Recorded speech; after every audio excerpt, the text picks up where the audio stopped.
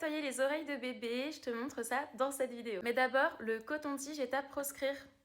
C'est écrit sur les paquets, on ne l'insère pas dans le conduit auditif, peu importe son âge. Surtout chez le bébé parce qu'il a un conduit qui est très court, on risque d'atteindre son tympan très vite et de le blesser. Mais en plus tout simplement parce que le coton-tige va avoir tendance à repousser le cérumen dans le fond et à créer des bouchons. Petit focus sur le cérumen, il n'est pas sale, l'oreille a une fonction auto-nettoyante. Le cérumen vient simplement se déposer pour protéger le conduit des poussières, de l'humidité, des bactéries. Donc l'idée ça va pas être de tout enlever et vraiment vouloir une oreille complètement clean, mais d'enlever l'excédent. Le meilleur moment pour le faire, c'est soit pendant le bain, soit après le bain, parce que grâce à la vapeur d'eau chaude, ça va ramollir le cérumen, ce sera beaucoup plus facile de l'enlever. Maintenant, place à la pratique. J'utilise un petit coton lavable 100% coton avec une face toute douce. Je vais l'humidifier, mettre du savon et venir nettoyer vraiment tout le pavillon, chaque recoin. Ensuite, je replie mon coton, je passe bien derrière l'oreille et ensuite on replie ou alors on se munit d'une compresse qu'on va venir